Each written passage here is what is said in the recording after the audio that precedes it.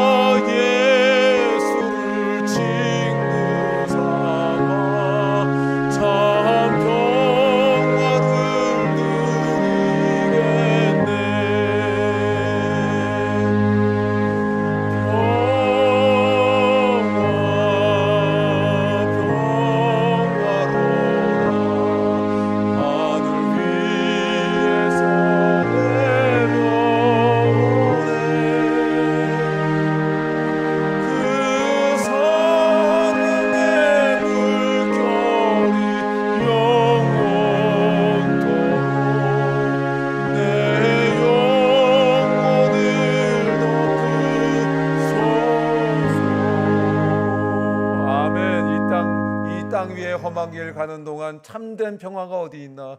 우리 모두 다 예수를 친구 삼아 참 평화를 누리겠네. 아멘. 여러분, 평화가 어디 있습니까?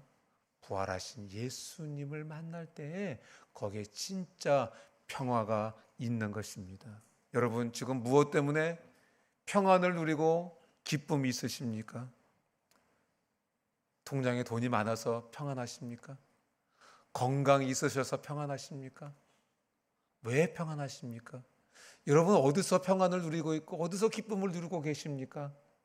여러분, 부활하신 예수님이 아닌 곳에서 평안을 누리고 있다면 그 평안은 가짜 평안입니다. 가짜 기쁨입니다. 가짜 기쁨인 것입니다. 언제 날아갈지 모르는 것입니다. 여러분, 가짜 평안에 속지 말아야 되는 것입니다. 진짜 평안은 오직 예수님밖에 없는 줄로 믿습니다. 여러분, 그러면 진정한 평안은 언제 내 것이 됩니까? 언제 우리의 것이 됩니까? 깊은 기도를 통해서 예수님의 임재를 온 몸으로 느낄 때에 진정한 평안과 기쁨을 누릴 수 있는 것입니다. 부산에 한번 지진이 엄청나게 온 적이 있었습니다. 제가 해운대 살 때였는데 집이 흔들리니까 진짜 무너질 것 같더라고요. 그래서 빨리 정리해가지고 바깥으로 나왔습니다. 그랬더니 바깥에 막 사람들이 와우라고 하더라고요. 겁이 나가지고 막 들들들들 떨고 있더라고요. 어머니가 지금 반대쪽에 아파트 15층에 살고 계셔가지고 어머니 집에 불이 나게 갔습니다. 그때 어머니 하시는 말씀이 엄마 얼마나 무서웠어. 나는 하나도 안 무서웠다 그러시더라고요. 그런데 진짜 말이 아니라 진짜 그러시더라고요. 표정에 진짜 하나도 두려움이 없으시더라고요. 여러분, 사람이 언제 진짜 평안을 누립니까? 깊은 기도를 통해서 예수님의 임재를 느낄 때에 그때 진정한 평안을 누릴 수 있는 것입니다. 여러분, 깊은 기도를 통해서 예수님의 임재를 온몸으로 느낄 때 세상이 줄 수 없는, 환경이 줄 수 없는, 내 남편이, 내 아내가 줄 수 없는, 내 부모님이 줄 수 없는, 내 자녀들이 줄 수 없는, 그 어떤 사람도 줄 수 없는 진정한 평안이 내 것이 되는 것입니다. 사도행전 12장에 보면 헤롯이 요한의 형제 야고보를 잡아다가 죽였습니다. 그리고 이제 베드로도 잡아옵니다. 내일 죽이려고 잡아옵니다. 내일이면 베드로가 죽습니다. 그런데 여러분, 베드로 본인은 별로 두렵거나 불안하지 않았던 것 같습니다. 여러분, 저와 여러분들이 아무 이유 없이 감옥에 잡혀와서 내일 죽는다, 어떠시겠습니까? 잠이 오시겠습니까? 여러분, 베드로가 내일 죽는 것을 알면서도 얼마나 깊이 잠이 들었든지 천사가 와서 깨우는데 안 일어나니까 천사가 옆구리를 쳤다 그랬습니다. 얼마나 깊이 잤습니까? 얼마나 마음에 평안이 있으면 내일 죽는 사람이 그렇게 깊이 잠을 잘 수 있었겠습니까? 여러분, 그 비결이 무엇입니까? 사도행전 6장 4절에 보면 이렇게 말씀하고 있습니다. 우리는 베드로를 비롯한 사도들을 말하는 것입니다. 그들이 어떤 삶을 살았습니까? 오로지 기도하는 삶을 살았다 그랬습니다. 깊은 기도의 삶을 통해서 예수님의 임재를 느끼고 살았기 때문에 베드로는 내일 죽는 것을 알면서도 큰 평안 속에 잠을 잘 수 있었던 것입니다. 여러분, 깊은 기도를 통해서 나를 찾아오시는 그 예수님 만나고 그 임재 속에 평강 누리고 살아가는 여러분들 다 되시기를 주님의 이름으로 축원합니다. 아무도 줄 수 없습니다. 하지만 진정한 평안, 절대 평안을 부활하신 예수님을 만날 때 예수님이 주시는 것입니다. 이제 예수님께서 제자들에게 두 번째 말씀을 하십니다. 21절입니다. 다 같이 읽습니다. 시작. 예수께서 또 이르시되 너희에게 평강이 있을지어다. 아버지께서 나를 보내신 것 같이 나도 너희를 보내노라. 예수께서 두려워 떨고 있는 제자들을 찾아오셨습니다. 그리고 너희에게 평강이 있을지어다 말씀하시면서 아버지께서 나를 보내신 것처럼 나도 너희를 보내노라, 이렇게 말씀하셨습니다. 여러분, 여기서 보낸다라는 단어는 헬라어 아포스톨로스라는 단어입니다. 이 단어는 사도라는 단어입니다. 그러니까 보냄을 받았다 하는 것은 사도라는 뜻입니다. 똑같은 제자들인데 어느 곳에서는 제자라는 표현이 되어 있고 어느 곳에서는 사도라는 표현을 쓰고 있습니다. 어떤 때 제자라고 쓰고 어떤 때 사도라고 쓰느냐? 예수님을 따른다 할 때는 제자라는 표현을 씁니다, 성경에서. 그런데 제자에게 가라, 그러면 이제 사도가 되는 것입니다. 그러니까 보냄을 받은 제자가 바로 사도인 것입니다. 그러니까 예수님의 보냄을 받았다 할 때는 사도라는 표현으로 성경에 기록되는 것입니다. 그런데 예수님께서 아버지께서 나를 보내신 것 같이 나도 너희를 보낸다 할 때 이 보낸다는 단어는 바로 사도적 삶으로 보낸다라는 말씀인 것입니다. 여러분, 여기서 알 수 있듯이 예수님께서 우리를 제자로 부르신 이유가 무엇입니까? 보내려고, 사도로 보내려고 제자로 부르신 것입니다. 그러니까 구원받은 우리는 보냄을 받은 존재들이라는 것입니다. 구원받은 우리는 세상으로 보냄을 받은 존재들이라는 것입니다. 우리는 세상으로 파송된 존재들인 것입니다. 우리가 구원받는 그 순간에 이미 파송식이 끝난 것입니다. 저와 여러분들은 세상에서 사도적인 삶을 살도록 파송받은 사람들인 것입니다. 그래서 우리는 가족을 향해서, 학교를 향해서, 내가 있는 일터를 향해서, 세계를 향해서 부활의 증인으로 나가야 되는 것입니다. 부활의 증인으로 사도적인 삶을 살아야 되는 사람들인 것입니다. 이것이 우리의 인생의 목적인 것입니다. 구원받은 우리에게 주신 하나님의 목적인 것입니다. 여러분, 전도하고 선교하고 살아가는 사람이 바로 구원의 목적대로 살아가고 있는 사람인 것입니다. 이번 주 8월 15일 대학생들 17명이 이제 인도네시아로 단기 선교를 떠납니다. 우리 모든 대학생들이 인생의 목적과 비전을 발견하고 돌아왔으면 좋겠습니다. 그렇게 되기를 축복합니다. 여러분, 인생의 목적이 없으면 인생은 방황인 것입니다.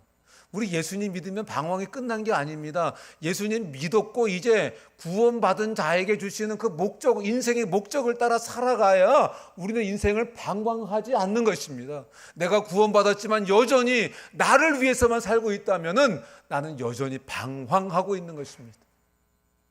인생의 목적이 무엇이냐? 인생의 목적이 무엇이냐? 여러분, 인생의 목적이 없으면, 내가 왜 사는지 모르면 하나님이 주신 축복은 우상이 되는 것입니다. 그 축복은 더 이상 축복이 아니고 그 축복은 저주가 될 수도 있는 것입니다. 예수님께서는 나는 너희를 세상에 보내노라 이렇게 말씀하셨습니다. 이 말씀이 여러분에게 주시는 레마의 말씀이 되시기를 주님의 이름으로 축복합니다. 마태복음 10장 16절 말씀을 한번 다 같이 한번 읽겠습니다. 읽습니다. 시작. 보라, 내가 너희를 보냄이 양을 이리 가운데로 보냄과 같도다. 여기서 내는 예수님을 말씀하시는 거고요. 양은 제자들, 그리고 저와 여러분들을 의미하는 것입니다. 그리고 이리는 세상을 의미하는 것입니다. 그런데 여러분, 목자가 양을 어디로 보낸다고요? 다시 한번 띄워주세요. 목자가 양을 어디로 보낸다고요? 여러분, 이 목자가 지금 제정신입니까? 지금 이리로부터 보호해야 되는데 이 목자이신 예수님이 지금 이리 가운데로 우리를 보내신대요. 와, 그런데 감사한 것은 우리 예수님은 선한 목자시랍니다. 여러분, 선한 목자가 양을 이리 가운데로 보낼 때는 거기에는 이유가 있는 줄로 믿습니다. 여러분, 선한 목자이신 예수님께서 양들을 이리 가운데로 보내시는 이유는 그 이리떼를 살리기 위하심인 것입니다. 양을 이리 가운데 보내시는 것은 그 이리들을 살리시기 위해서 양들을 보내시는 것입니다. 여러분, 그래서 예수님도 어린 양으로서 이리떼가 가득한, 이리떼가 득실득실한 이 세상에 오신 거잖아요. 그래서 그 예수님이 이리떼를 변화시키셔서 양으로 만드신 거잖아요. 아멘이십니까? 이리떼를 구원하셔서 양으로 만들어 주셨잖아요. 여러분, 양은 목자의 말을 잘 듣습니다. 이리는 목자가 지키는 양을 해칩니다. 그런데 여러분, 예수님께서 보내시는 양들인 우리들은 예수님과는 다릅니다. 뭐가 다르죠? 우리는 본래 이리였습니다. 우리는 본래 이리떼에 속한 사람들이었습니다. 그래서 양이 된 우리로 하여금 너는 너의 본토로 가라, 내가 있던 이리 속으로 가라, 이렇게 말씀하시는 것입니다. 문중경 전도사님이 자기를 쫓아낸 섬으로 다시 돌아가서 그 섬을 예수님의 섬으로 만든 것처럼 너도 이리 속으로 가서 나도 너였다고, 나도 너와 같았다고 말해라. 나도 이전에는 일이었다고 말해라. 하지만 이제는 완전히 새롭고 풍성한 세계가 있다는 것을 알았다. 그것을 말해주라는 것입니다. 그것을 말해주도록 보내는 것입니다. 그런데 여러분, 평강이 없이는 전도도 할 수 없습니다. 선교도 할 수 없습니다. 그래서 예수님께서 파송하시면서 너희에게 평강이 있을지어다 이렇게 말씀하신 것입니다. 평강이 있어야 전도도 할 수 있고 평강이 있어야 선교도 할 수 있기 때문에 너희 가운데 평강이 있을지어다 이렇게 말씀하신 것입니다. 여러분, 교회도 마찬가지인 것입니다.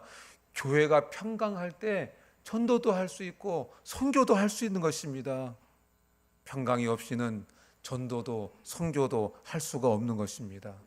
그런데 여러분, 구원받는 거 제일 싫어하는 게 누굽니까? 사단 마귀 아닙니까? 사단 마귀가 구원받는 것을 제일 싫어합니다. 여러분, 그렇기 때문에 이 사단 마귀는 평강을 깨는 일을 하는 것입니다. 평강을 깨는 일을 사단이 하는 것입니다. 여러분, 마귀가 전도와 선교를 제일 싫어하니까 전도와 선교를 하지 못하도록 우리 속에 의심을 집어넣습니다. 못 믿게 만듭니다. 사랑은 믿는 거다 그러지 않았습니까? 그런데 못 믿게 만듭니다. 자꾸 의심하게 만듭니다. 자꾸 다투게 만듭니다. 자꾸 신경전 벌이게 만듭니다. 시기하게 만듭니다. 질투하게 만듭니다. 특별히 지도자와 싸워서 평강을 잃어버리게 만듭니다. 누가 하는 일이라고요? 사단 마귀가 하는 짓입니다. 야고보서 3장 14절과 15절에도 보면 독한 시기와 다툼은 땅 위의 것이고 정욕의 것이고 귀신의 것이다 이렇게 말씀하셨습니다. 여러분, 시기와 다툼 속에 있다면 여러분, 나도 모르게 지금 내가 마귀의 도구로 사용되고 있는 것입니다. 그러면 반대로 여러분, 내가 감사하고 기뻐하는 사람과 함께 기뻐하고 화해하고 살고 사람들과 다정하게 산다면 그것은 하늘의 것이고 신령한 것이고 하나님의 것인 줄로 믿습니다. 여러분, 저와 여러분들이 더 이상 마귀에게 속아서 나도 모르게 마귀의 도구로 사는 일은 없어야 할 줄로 믿습니다. 여러분, 그래서 우리가 해야 될 일이 있습니다. 마귀가 틈타지 못하도록, 내가 마귀에게 도구로 쓰임받지 않도록 내 마음의 평강, 우리 부부끼리의 평강, 우리 가정의 평강, 교회의 평강, 나라의 평강을 위해서 기도해야 되는 것입니다. 기도하는 저와 여러분들 다 되시기를 주님의 이름으로 축원합니다. 하나님 평강 주세요. 하나님 평강 주세요. 하나님, 제가 평강을 지키는 사람 되게 해주세요. 하나님, 제가 사단에게 속아서 평강 깨는 사람 되지 않게 해주세요.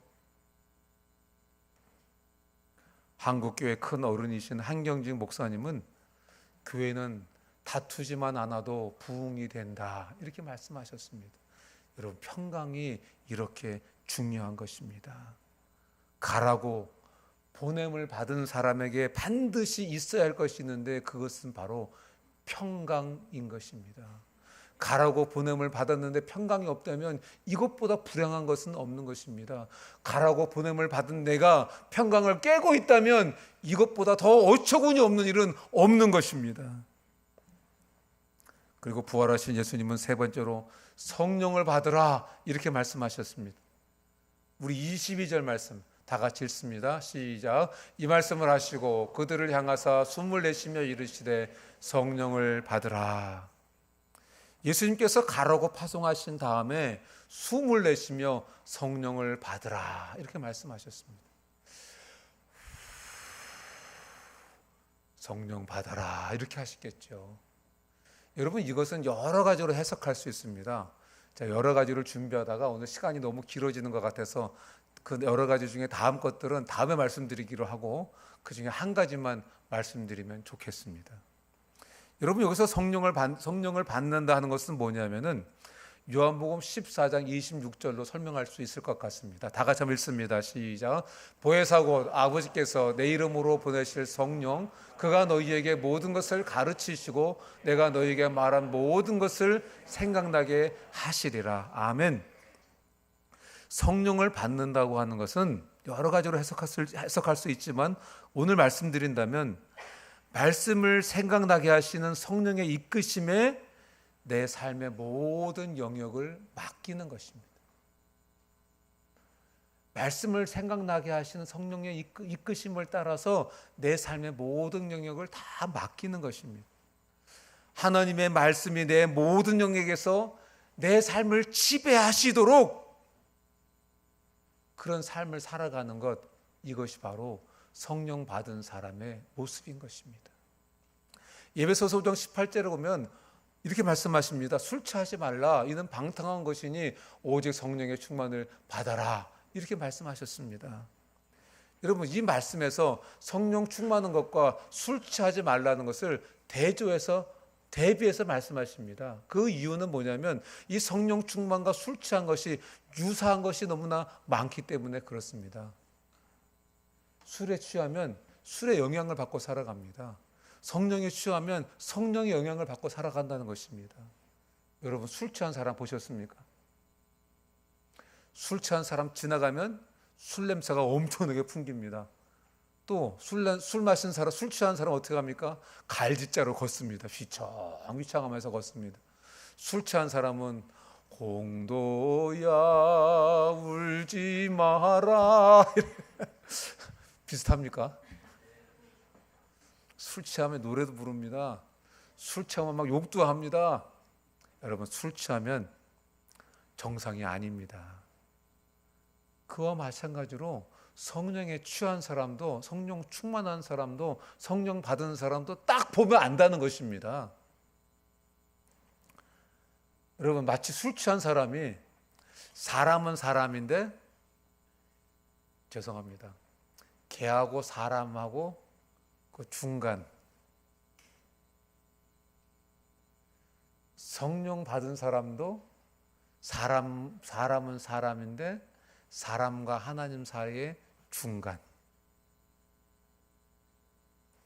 술 취한 사람을 사람들이 다 아는 것처럼 성령 받은 사람도, 성령 충만한 사람도, 성령 세례 받은 사람도 다 안다는 것입니다.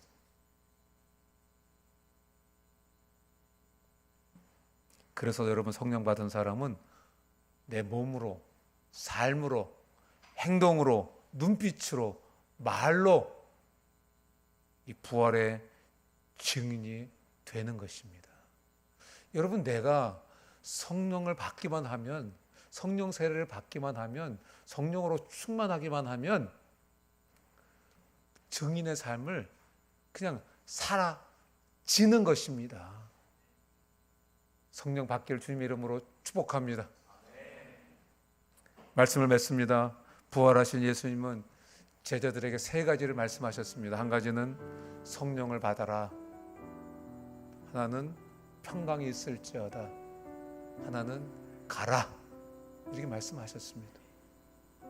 여러분, 하나님 나라와 하나님 교회가 부흥하냐 쇠퇴하냐, 이것은요, 부활하신 예수님이 말씀하신 이 세 가지에 순종하느냐 순종하지 않느냐에 달려있는 것입니다.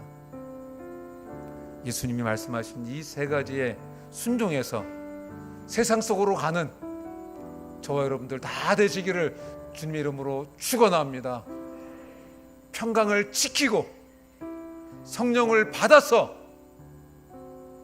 열방을 향해 나아가는 그런 저와 여러분들 다 되시기를 주님의 이름으로 축원합니다. 방황하는 인생이 아니라 삶의 목적이 있는 인생이 되는 것입니다. 그런 저와 여러분들 다 되시기를 주님의 이름으로 축원합니다. 함께 기도하시겠습니다. 하나님 아버지, 이 시간 우리를 주님의 보혈로 덮어주시옵소서. 주님, 우리에게 평강을 주셨는데 하나님, 나는 있는 곳에서 평강을 깨고 살지는 않았습니까? 하나님, 주님은 가라고 하셨는데 나는 하나님이 주시는 축복을 만지작거리며 그것만 만족하며 세상에 푹 빠져 살고 있지는 않았습니까? 하나님, 나는 주님의 일을 하고자는 했지만은 육신의 힘으로 하고자 하며 주님의 일을 망치고 살지는 않았습니까? 하나님, 성령 세례받고 성령으로 충만해서 살아가는 저희들 될 수 있도록 주여 이 시간 우리를 용서해 주시고 우리를 새롭게 해 주시옵소서. 주님, 우리를 새롭게 해 주시옵소서. 우리를 도와주시옵소서. 다시 부흥의 기초로 우리를 사용해 주시고 우리 대한민국의 부흥의 기초로 우리 세계로 선교회를 주님 다시 한번 사용해 주시옵소서. 주님의 은혜와 긍휼을 구합니다. 감사합니다. 예수님 이름으로 기도합니다. 아멘. 다 같이 일어나셔서 찬양하시겠습니다. 이 땅의 황무함을 보소서. 하늘의 하나님, 긍휼을 베푸시는 주여, 우리의 죄악 용서하소서. 이 땅 고쳐 주소서. 이제 우리 모두 하나 되어 이 땅에 무너진 기초를 다시 쌓을 때 우리의 우상들을 세우신 성령의 불 임하소서. 부흥의 불빛 타오르게 하소서. 진리의 말씀 이 땅 새롭게 하소서. 은혜의 강물 흐르게 하소서. 성령의 바람 이제 불어와. 오 주의 영광 가득한 새날 들소서. 오 주님 나라의 땅에 다시 한번 이 땅에 부흥의 불빛 타오르게 하소서. 진리의 말씀 이 땅 새롭게 하소서. 은혜의 강물 흐르게 하소서. 성령의 바람 이제 불어와. 오 주의 영광 가득한 새날 들소서. 오 주님 나라의 땅에